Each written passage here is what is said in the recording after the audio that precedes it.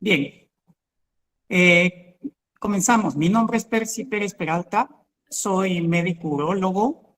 Como sabrán, no sé si lo dijo, soy amigo de la doctora Jimena Chirinos y ella tuvo la gentileza de invitarme a poder conversar con ustedes y hablarles de este tema médico que es tan frecuente en nuestra especialidad.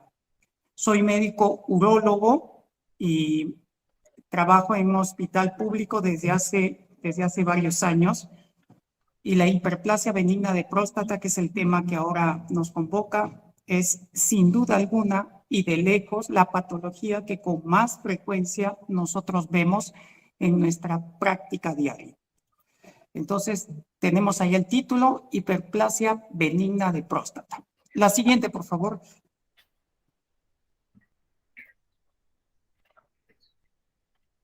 Eh, Esta es la definición, ¿no? La definición académica, ¿no?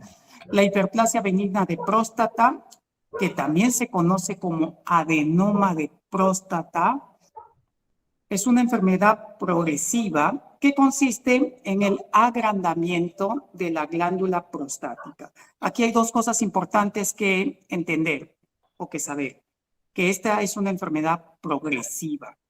Progresiva implica de que este aumento de tamaño va a continuar.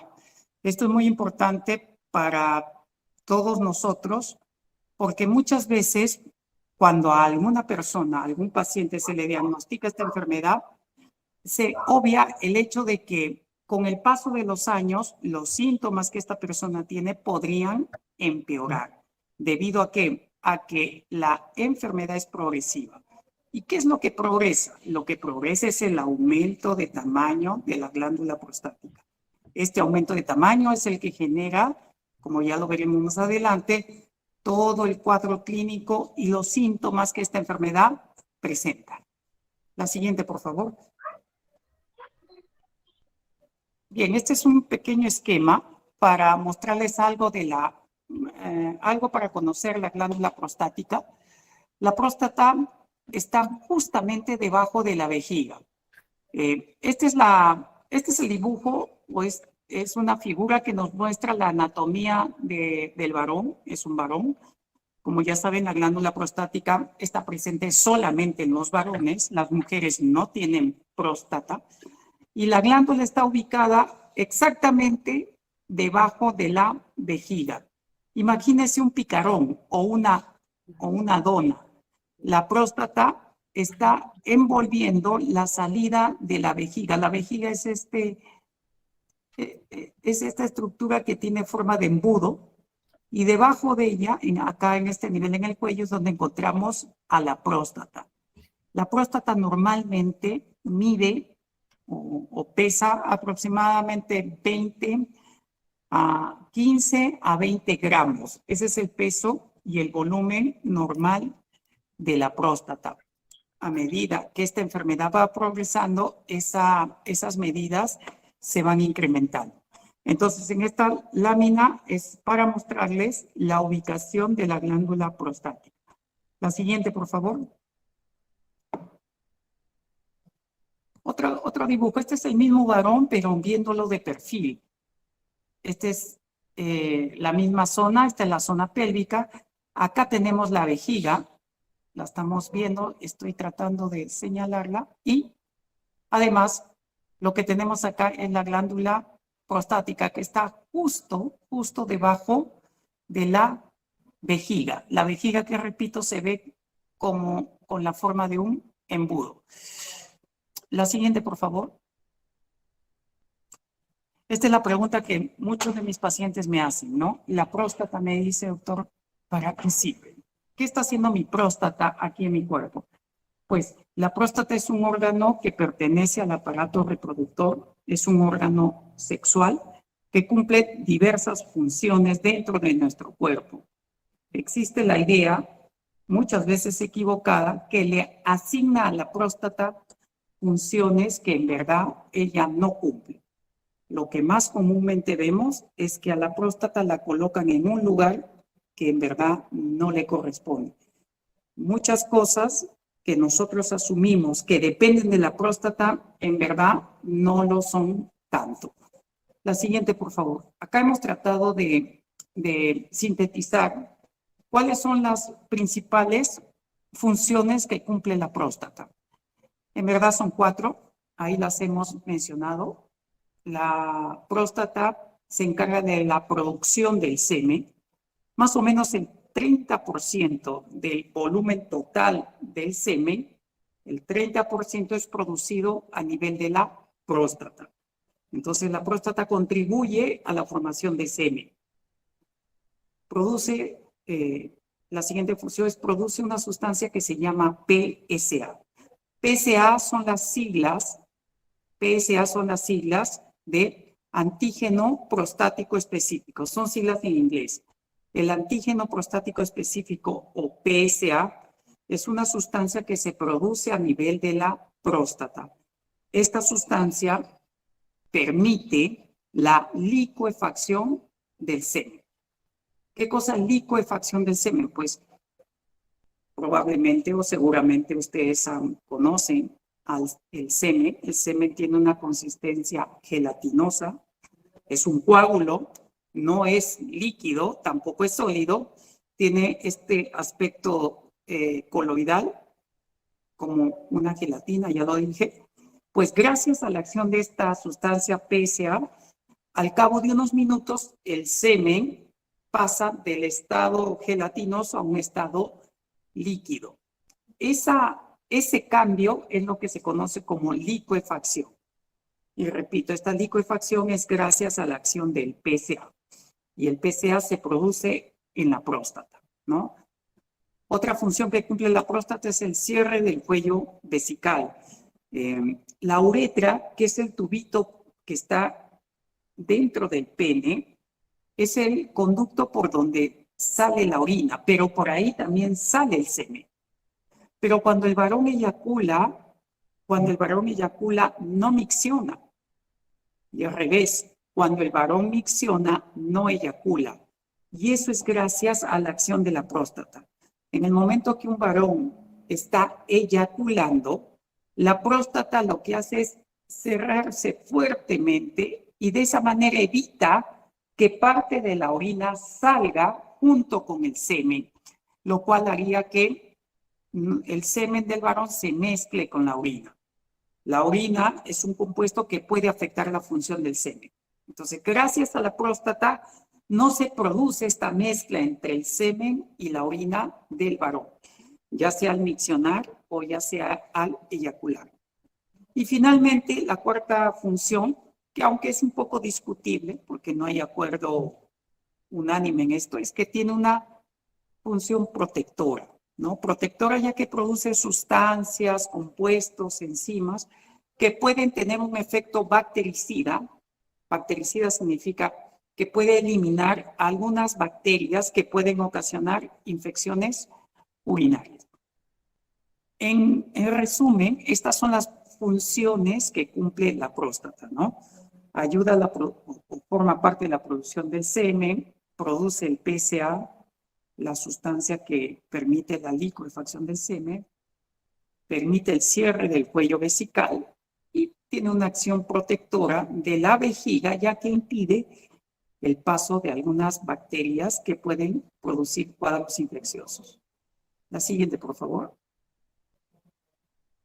Crecimiento de la próstata. Como ya les dije hace un momento a la hora de la definición, la próstata o la hiperplasia prostática es una enfermedad que consiste en el crecimiento de la próstata. La próstata normalmente tiene un tamaño más o menos de una aceituna. Seguramente han comido aceituna alguna vez. Ese es el tamaño normal que tiene una próstata en el varón. Todavía no se sabe por qué. A partir de los 50 años, en promedio, la próstata comienza a crecer. Y ese crecimiento es el que va produciendo todos los síntomas, el cuadro clínico que tienen los pacientes con hiperplasia prostática. Entonces, la clave de esta enfermedad es el crecimiento prostático, que repito, alrededor de los 50 años es que este crecimiento comienza a darse. Lo más probable es que la causa se deba a un desbalance hormonal. ¿Qué cosa hace que la próstata crezca? Pues la acción de la testosterona que nosotros los varones producimos, que es la testosterona, ¿no? En especial un metabolito, un compuesto de la testosterona, que es la dihidrotestosterona, que es el compuesto que estimula el crecimiento prostático. Entonces la próstata se vuelve más sensible a esta sustancia y eso probablemente es lo que ocasiona este aumento de tamaño de la glándula prostática, que repito, es progresivo a lo largo del tiempo.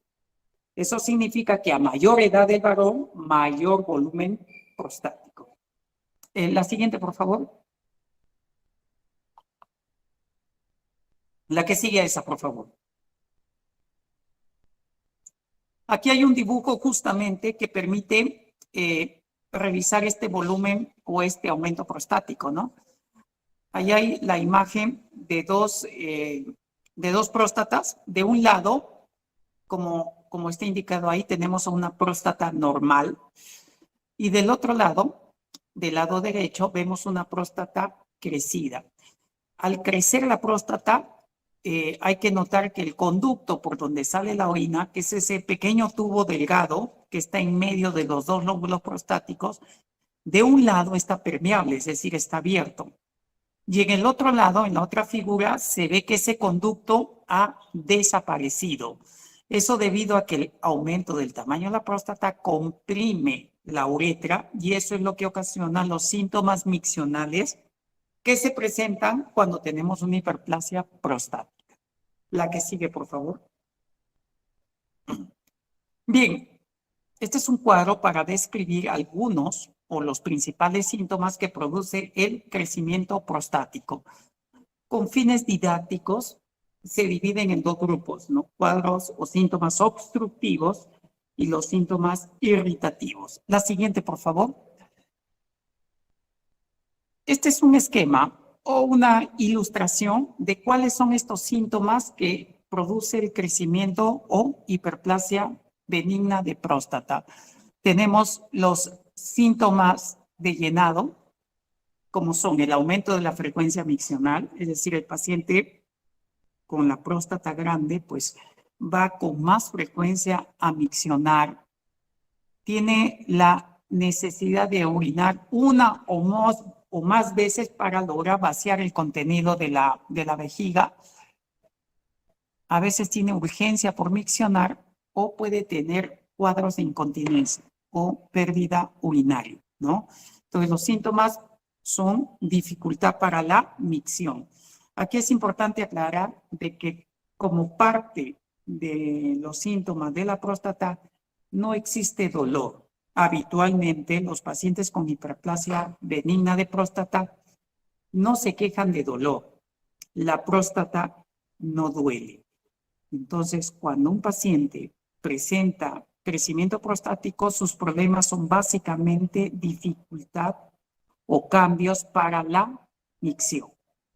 No hay dolor. Y el otro grupo de síntomas es la nicturia. La nicturia es el aumento de la frecuencia miccional en la noche. De manera normal, nosotros durante la noche, es decir, durante el sueño, no deberíamos miccionar. Si por ahí hemos tomado mucha agua antes de acostarnos en la noche, pues eso probablemente nos obligue a levantarnos una vez en la noche. En cambio, los pacientes con problemas de próstata se levantan más de una vez, muchas veces durante la noche para miccionar. El otro grupo de síntomas que acá los tenemos es disminución del calibre y la fuerza del chorro de orina. La micción intermitente, el chorro de orina se entrecorta y como se ve en el pequeño dibujo, pues el varón al no tener suficiente fuerza, pues tiene necesidad de hacer fuerza o de pujar para lograr mantener un buen chorro de orina. La siguiente, por favor. Bien, unas palabras en cuanto al tratamiento, ¿no? Ya dijimos que esta enfermedad comienza alrededor de los 50 años y a medida que el varón va envejeciendo, la próstata a su vez va creciendo. Entonces, tratándose de una enfermedad progresiva, los pacientes muchas veces se resisten a admitir que tienen un problema prostático. Lo que ellos no conocen es que a medida que pasa el tiempo, sus síntomas van a intensificarse. El tratamiento que le ofrecemos a los pacientes está en función a los síntomas que tiene el paciente. Es muy frecuente en la práctica con los pacientes que diariamente atendemos, de que la opción del tratamiento depende de los exámenes, ¿no? La idea equivocada de que un paciente está mal de la próstata y va a necesitar operarse de acuerdo a lo que los exámenes auxiliares nos digan. Estamos hablando básicamente de ecografía. Sin embargo, es importante aclarar que la necesidad de dar tratamiento depende del cuadro clínico del paciente y no tanto de lo que digan los exámenes auxiliares que uno pide en la práctica. Los exámenes auxiliares tienen como finalidad descartar o diferenciar un crecimiento benigno de un crecimiento maligno. Cuando el crecimiento de próstata es maligno, estamos hablando de otra enfermedad que se llama cáncer de próstata. Cuando el crecimiento de la próstata es benigno, estamos hablando de la hiperplasia benigna de próstata. Son dos enfermedades distintas. Una es el cáncer de próstata y otra es la hiperplasia benigna de próstata. Diferenciar ambas enfermedades no es tan sencillo a veces. En ambos grupos de pacientes, los síntomas son prácticamente los mismos. Ya es el médico que a través de una evaluación, eso incluye un tacto rectal y algunas pruebas de laboratorio que nosotros pedimos, diferenciamos ambos grupos de pacientes. Los que tienen crecimiento benigno de la próstata de los pacientes que tienen un crecimiento maligno de próstata. Y como ya dije, estamos hablando o estaríamos hablando de un cáncer a la próstata. La siguiente, por favor. Entonces, el tratamiento o el tipo de tratamiento que le ofrecemos al paciente va a estar en función al cuadro clínico o a los síntomas. La primera fase del tratamiento o el primer peldaño o el primer escalón del tratamiento es el tratamiento médico. Es decir, el tratamiento en donde no se considera ningún tipo de cirugía. El tratamiento médico es a base de medicamentos, de pastillas. Dentro de este tratamiento médico podemos separar dos grupos, el tratamiento conservador y el tratamiento farmacológico. ¿Qué cosa es el tratamiento conservador o para quién está destinado? El tratamiento conservador es una forma elegante que nosotros los médicos tenemos para decirle al paciente que por el momento no necesita nada. ¿Y a quiénes o a qué grupo de pacientes les decimos que no necesitan ningún medicamento?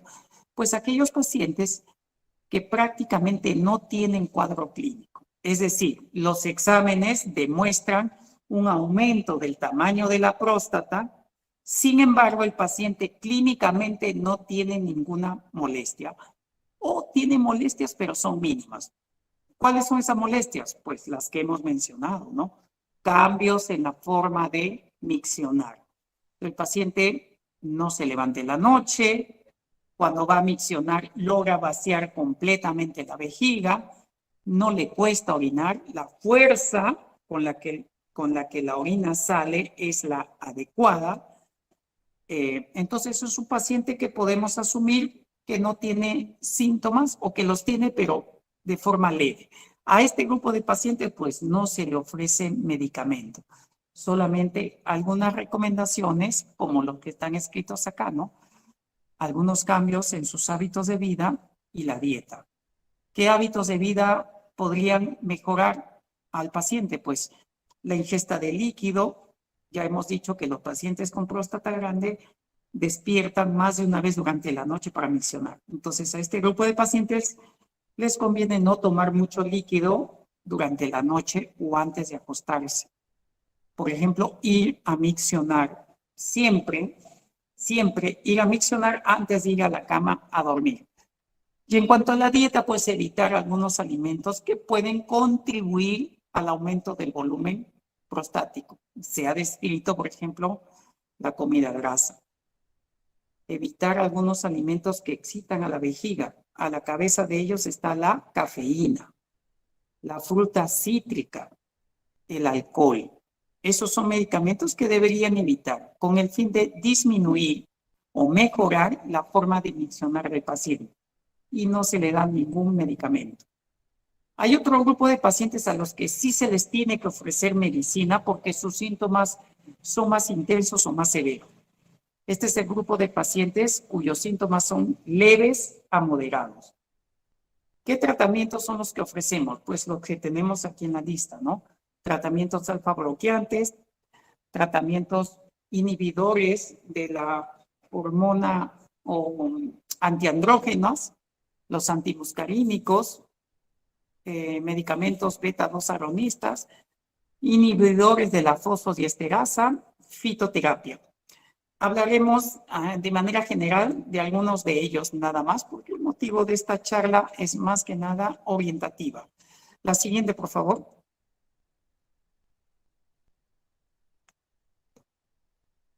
Este es un dibujo que nos demuestra cuál es el mecanismo de acción de este primer grupo de medicamentos que se llaman alfa bloqueantes. Los alfa bloqueantes son un grupo de medicamentos que lo que hacen es mejorar el flujo urinario. Ahí ven, tenemos dos figuras. En la figura de la izquierda vemos que el cuello de la vejiga y el tubito que atraviesa por el medio de la próstata es un tubo muy delgadito. En cambio, en la figura del lado derecho se ve que ese tubito que va por el medio de la próstata, pues es un poco más notorio, está más gordito. Ese es el efecto que tiene este grupo de medicamentos. Lo que hace es abrir el conducto, la uretra prostática por donde pasa la orina, y al estar abierto va a mejorar el vaciamiento vesical. Ese es el efecto que tiene este medicamento. Al tomar este medicamento, el paciente lo que va a notar es que micciona mejor. ¿Qué medicamentos son estos? Son los más usados, ¿no? Los más usados en la práctica diaria. Tamsulosina, alfazucina, terazocina, son los medicamentos que más prescribimos en la práctica diaria. La forma como se administra estos medicamentos es de forma diaria. Todos los días en la noche. Una sola medicación, una sola dosis para 24 horas. Este tratamiento tiene dos inconvenientes. El primero es que se tiene que dar de manera permanente. Es decir, el paciente que empieza a tomar esta medicación lo tiene que tomar por tiempo prolongado. Estamos hablando de meses o incluso años. Y la otra dificultad que ocasiona es que pueden alterar la eyaculación. Los pacientes con este tratamiento, muchos de ellos tienen dificultad o ausencia de semen al momento de la eyaculación. Durante el orgasmo, ellos no ven semen. Y eso se debe a que al tomar el medicamento, el cuello de la vejiga permanece abierto. Y al eyacular, el semen prefiere irse hacia atrás, hacia la vejiga y no hacia el exterior. Eso hace que no veamos semen. Ahora ese semen que se ha ido para atrás se va a mezclar en la vejiga junto con la orina y al momento de miccionar el paciente va a eliminar el semen, repito, mezclado con su orina.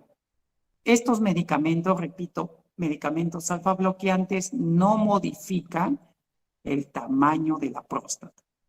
Esto es muy importante porque tenemos pacientes que llevan tomando mucho tiempo este medicamento y ellos nos piden una ecografía o alguna prueba algunos meses después para ver, entre comillas, cuánto se ha achicado su próstata.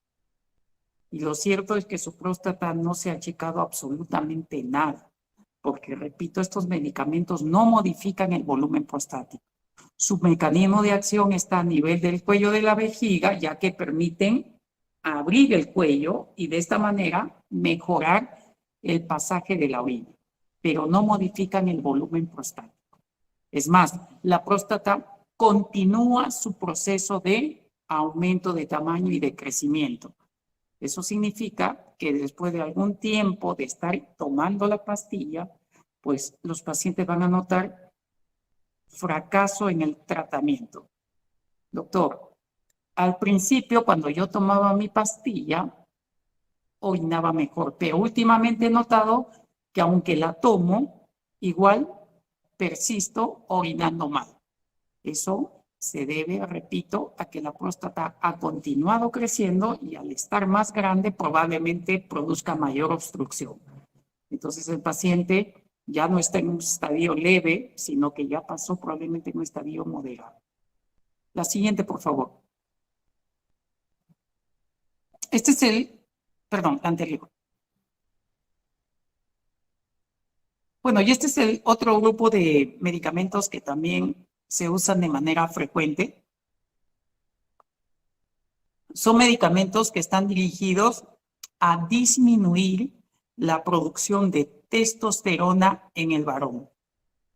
Ya les expliqué que la testosterona es un estimulante del crecimiento prostático, pero no es la testosterona propiamente dicha la que actúa sobre la próstata, sino que la testosterona primero se transforma en otro compuesto que se llama dihidrotestosterona. Este compuesto es el que actúa directamente sobre la próstata y estimula su crecimiento. Estos medicamentos lo que hacen es impiden que la testosterona se transforme en dihidrotestosterona. Impiden ese paso. De esa manera, al haber menos dihidrotestosterona, pues va a haber menor estímulo hacia el volumen prostático. Entonces, estos medicamentos sí actúan sobre el volumen de la próstata. Repito, estos medicamentos como inhiben la formación de la dihidrotestosterona, logran mejorar el volumen o el tamaño de la próstata. Dentro de ese grupo tenemos dos medicamentos que son los que usamos en la práctica diaria. La dutasteride y la finasteride. Ambos tienen efectos similares o equiparables. La diferencia entre ambos es el precio. La dutasteride es un poco más costoso porque es un medicamento que salió después. Finasteride es un medicamento más antiguo cuyo su precio se ha abaratado un poco más con respecto a dutasteride. Pero la efectividad de ambos es más o menos similar. Hay un problema con estos medicamentos. Primero, que su efecto benéfico todavía lo vamos a notar a los 6 meses. Es decir, el paciente va a mejorar su situación más o menos 6 meses después de estar tomando esta medicación. 6 meses es un tiempo que muchos pacientes no están dispuestos a esperar.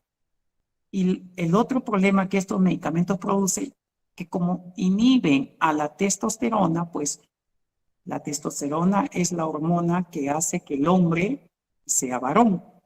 La testosterona es la que está implicada en el apetito sexual, en la libido.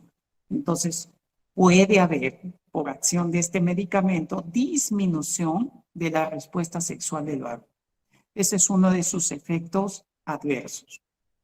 Y finalmente, estos medicamentos, una vez que el paciente deja de tomarlos, pues la próstata habitualmente recupera el volumen que había perdido durante los 6 meses que el paciente estuvo tomando el medicamento.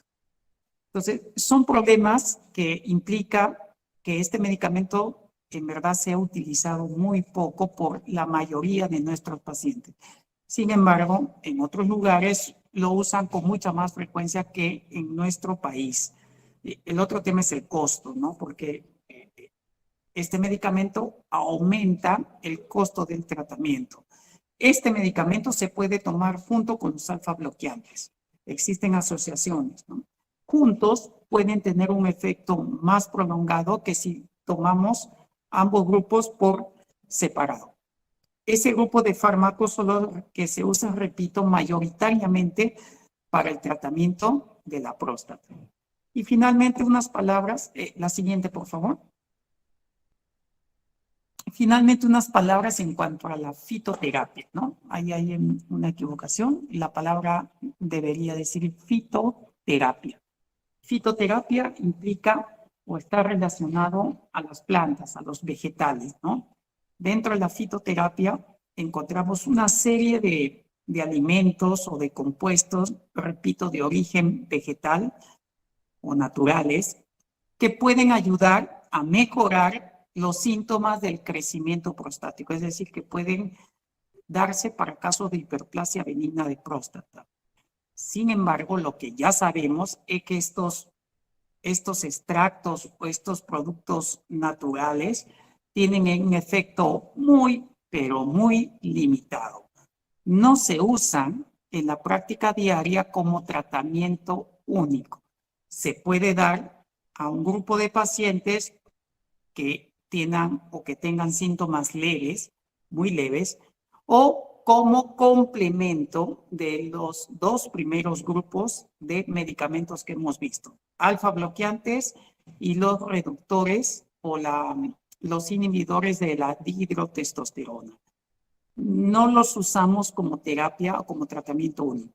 Sin embargo, muchos canales, muchos médicos, entre comillas, naturistas, echan mano a este tipo de compuestos. Y vemos que la internet, la televisión están inundados con una serie de productos que, entre comillas, disminuyen la inflamación o el tamaño prostático. Lo cierto es que ya está demostrado que el efecto de estos productos es bastante limitado, bastante reducido. No funcionan como tratamiento único. Su efectividad es bastante limitada. La siguiente, por favor. Finalmente, llegamos al último tipo de tratamiento, que es el tratamiento quirúrgico. El tratamiento quirúrgico de próstata está destinado a aquel grupo de pacientes cuyos sus síntomas urinarios son entre moderados a severos. En este grupo están los pacientes, además, que a pesar de que están tomando medicación para la próstata, no mejoran su cuadro clínico. A este grupo de pacientes se les ofrece el tratamiento quirúrgico. La siguiente, por favor. En nuestro país, en nuestro medio, hay dos tipos mayoritarios de tratamiento quirúrgico de la próstata. El tratamiento con cirugía tradicional o cirugía abierta y el tratamiento con cirugía endoscópica, es decir, cirugía sin corte. ¿Cuál hacemos con más frecuencia? Pues la cirugía abierta, ¿no? Fue la primera o el primer tipo de tratamiento que se utilizó para tratar los problemas prostáticos. La cirugía abierta tiene sus ventajas y sus desventajas. La ventaja es que es un procedimiento efectivo. La efectividad de este tratamiento quirúrgico es de casi 100%. La cirugía consiste en abrir a nivel o debajo del ombligo del paciente, se abre la piel, se abre la grasa, los músculos, se abre la vejiga y con la vejiga abierta el cirujano toma la próstata y saca casi toda la próstata.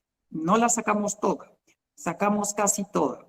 Lo que se queda dentro es la envoltura de la próstata, lo que se conoce como la cápsula.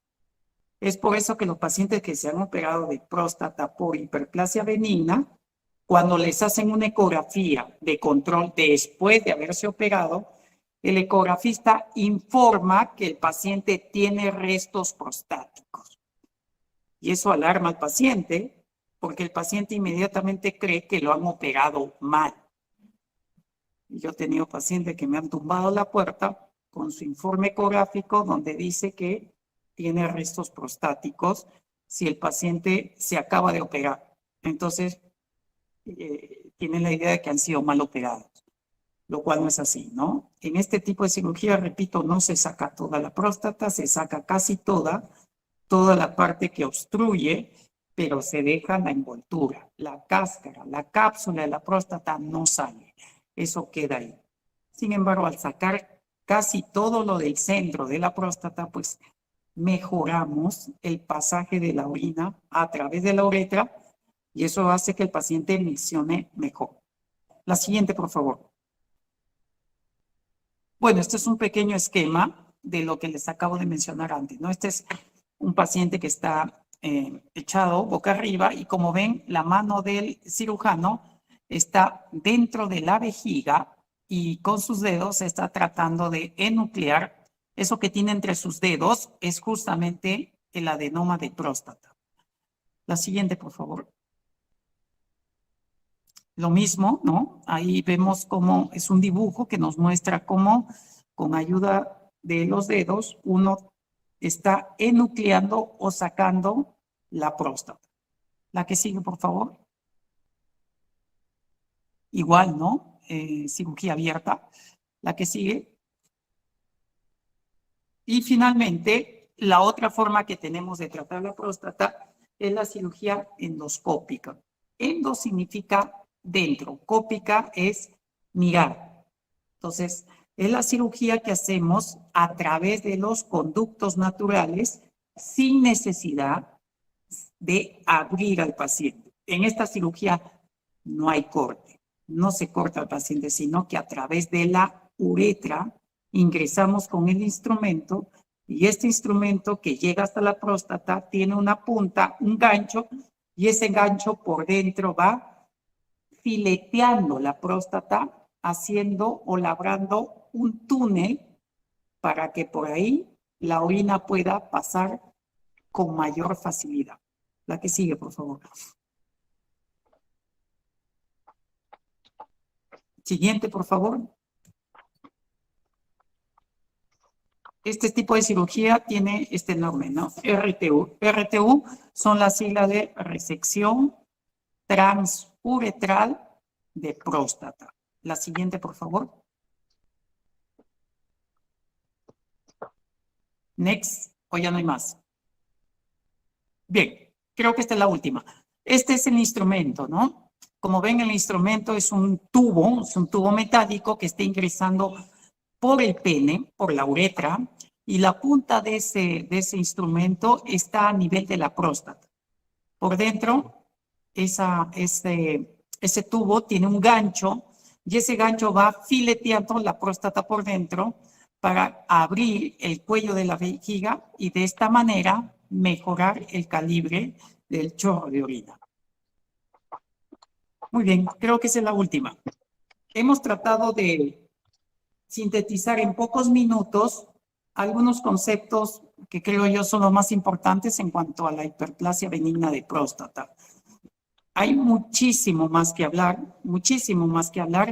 pero este tipo de reuniones lamentablemente no nos permite pues enfocarnos en mayores detalles. Tampoco se trata de abrumarlos con demasiada información y hemos tratado de mencionar lo más importante. Espero que les haya o que les pueda servir al menos de manera orientativa las principales nociones o conocimientos de esta patología que es tan frecuente en nuestro medio. Gracias. Muchas gracias, doctor Porcito. Ha sido una ponencia bastante informativa y también nuestros servidores han quedado un poquito más allá de la opción que tenía. Solamente que al último creo que los has asustado un poco con la imagen de la operación. Sin embargo, tenemos unas preguntas. Bueno. Sí, por favor, adelante, Robinson. Gracias. Buenas tardes a todos. Sí, doctor. Advertí que precisó que el porcentaje de efectividad en la operación abierta era del 100%. Eh, ¿Cuál es el porcentaje en esta laparoscópica? No, también primero, el porcentaje de la cirugía abierta es cercano al 100%. Nada en este mundo llega al 100%, salvo Dios y Castillo, ¿no? Es cercano al 100%. Sin embargo, la cirugía endoscópica tiene una efectividad un poquito menor, pero no depende tanto de la técnica operatoria, sino de seleccionar al paciente.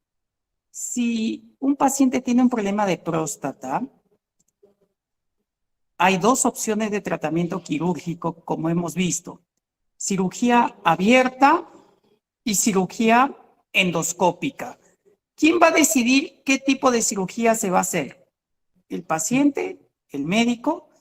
En primer lugar, eso se tiene que decidir de manera consensuada, es decir, estando de acuerdo tanto el paciente como el médico. Lo que hacemos nosotros es proponerle al paciente qué es la cirugía que más le conviene a ese paciente. Pues resulta que a algunos pacientes les conviene una cirugía abierta. Y hay otro grupo de pacientes a los que les conviene una cirugía endoscópica. El problema está cuando le hace cirugía abierta a aquel paciente que tenía indicado una cirugía endoscópica. Y al revés, le haces una cirugía endoscópica a aquel paciente a quien le convenía una cirugía abierta. Ahí es donde vienen los problemas. Repito, tanto la cirugía abierta como la cirugía endoscópica tienen sus pros y sus contras. No es que una sea mejor que la otra. Ambas son equiparables, pero hay que decidir o hay que seleccionar adecuadamente al paciente. En términos generales, por ejemplo, un paciente obeso, un paciente muy obeso. Entonces, a ese paciente, a mí como cirujano, preferiría operarlo sin corte. Sin corte porque al ser obeso, tengo que abrir todo el panículo adiposo, que es bastante grande en pacientes obesos, y eso va a hacer que la cirugía sea más laboriosa. La recuperación del paciente es mayor también porque la abertura va a ser más grande. A ese paciente, por ejemplo, me conviene operarlo por el pene sin necesidad de cortar. Por el contrario, si tengo un paciente que es delgado, pero tiene un problema en la uretra es el tubo por donde sale la pichis, si esa uretra es muy delgada, pues voy a tener dificultad para hacerle una operación endoscópica. A ese paciente me conviene hacerle una cirugía abierta. Entonces, hay pacientes, repito, que les conviene cirugía endoscópica y hay pacientes que les conviene una cirugía abierta. El problema está cuando confundes a los pacientes o los seleccionas mal. Para eso justamente está la asesoría del médico y obviamente tiene que haber de parte del paciente el consentimiento adecuado. Muy bien.